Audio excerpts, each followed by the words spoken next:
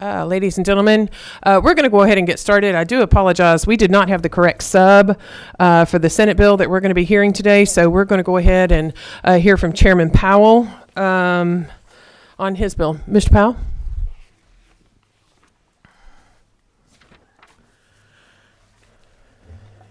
Thank you, Madam Chair and ladies and gentlemen.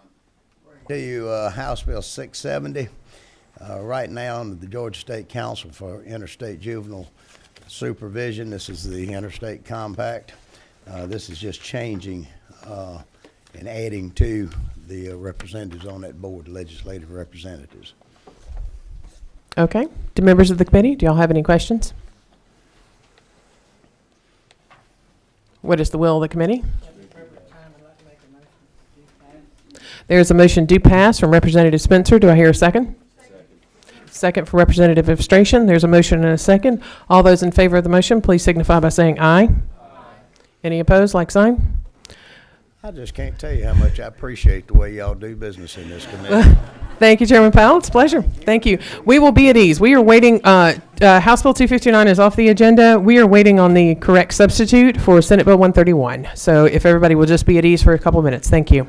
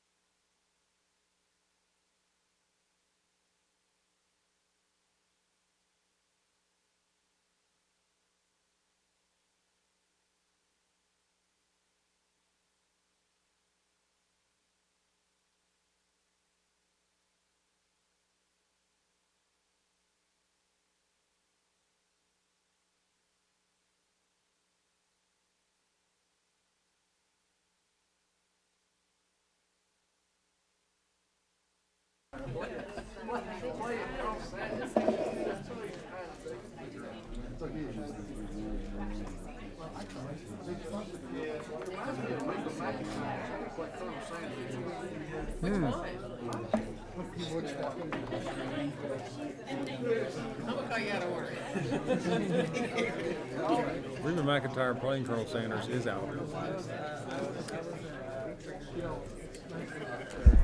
All right, ladies and gentlemen, we're going to come back to order. I'm going to recognize Senator Tillery, if you want to step to the table.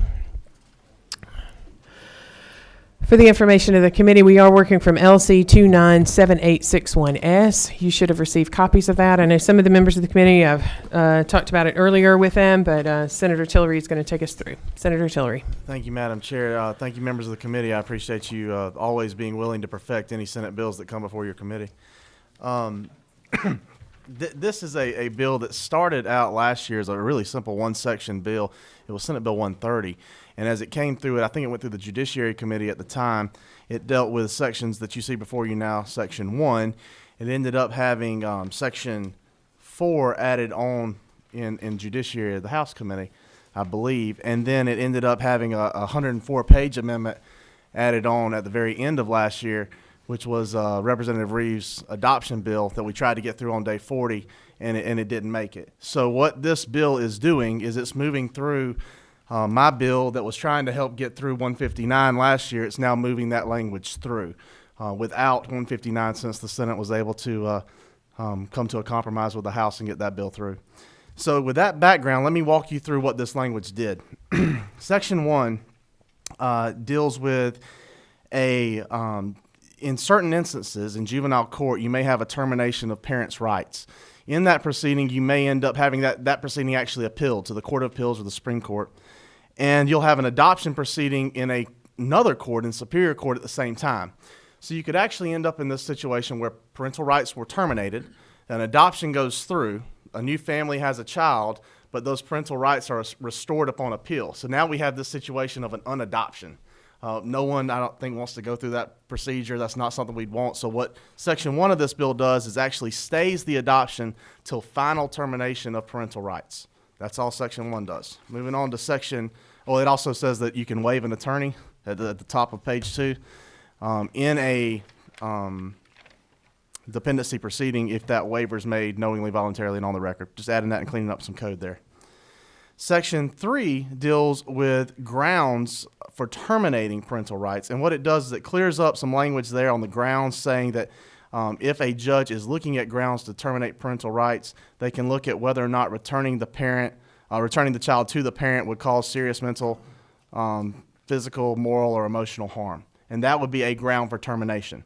If that ground for termination is met, then you go to Section B and look at the best interest standards of the child. And what we've added in there is that a best interest standard, looking at the best interest standard, one of the factors could possibly be looking at the child's need for permanence. Would returning them to some stable home be beneficial for them? And that could be something the judge considers in the B determination. And then you flip over and see Section 4 again, talks about waiving attorney. And this is waiving an attorney if the juvenile is waiving an attorney. However, that juvenile can only waive an attorney if their liberty is not in question. So what that's talking about normally is delinquency proceedings, using schools usually. So that's the Section 1 and 4 are sort of the language that came before. Section 3 is, again, a perfection of a Senate bill, moving some stuff through from the House. And I'd ask you please favorably consider it. Thank you, Senator Tillery. Are there any questions from the committee?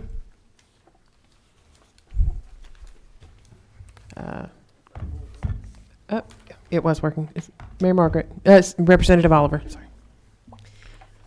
Thank you, Senator. Appreciate the opportunity you and I had to talk about this Section 3 issue. Did you just say that was not introduced last year? This is new language. The Section 3 is new. Section 1 and Section 4.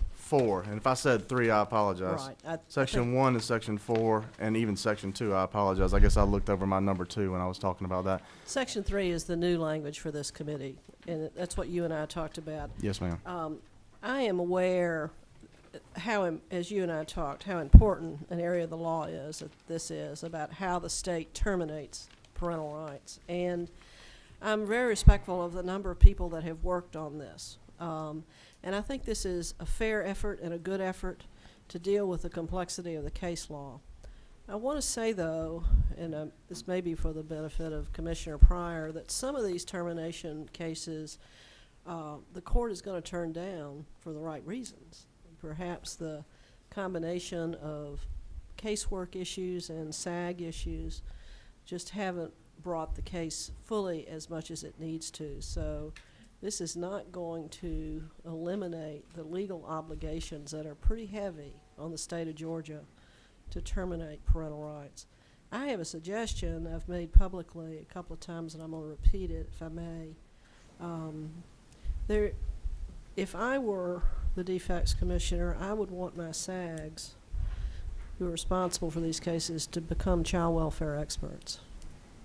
I think there's a certification process, and I think that may be one avenue to make these cases go better for the children who are in limbo. Excuse this interruption, Senator, but this is an important area of the law, and I appreciate your work on it. Well, thank you, Senator, for your long-time work in the Senate and the House on this matter. Thank you, Representative Oliver. Representative Evstration. Thank you, Madam Chair. And not sure if this is. It should on. be. Thank you. Yeah, thank you. Thank you, Senator, for your work on this. I just had a few questions, and forgive me if some of this has already been covered, but on line 18,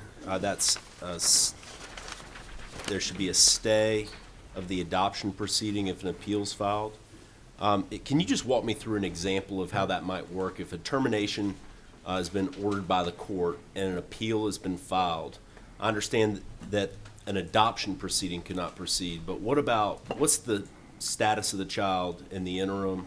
What would the placement be? Can you just explain that to me? Well, it would remain as it was during that proceeding. And I think that lines 20 through 22 keep the jurisdiction of making those decisions with the juvenile court. Okay, so the court's conclusion as to placement, what's in the best interest of the child and the other factors provided, that would continue to be followed while the appellate court reviewed the trial court's action with respect to the termination. Correct. And it would stay, and I think that's what the language in 20 through 22 was intended to make sure of, is that the juvenile court retained jurisdiction of all other proceedings during that time. Thank you very much. Thank you, Representative Evstration. Any other questions from the committee? If there are no other questions, what is the will of the committee? There is a move from Representative Oliver, do pass. There is a second from Representative Rakestraw. All those in favor, please signify by saying aye. Any opposed, like sign. Thank you very much, Senator Tillery. Thank you. Motion Thank you, carries. committee. We are adjourned.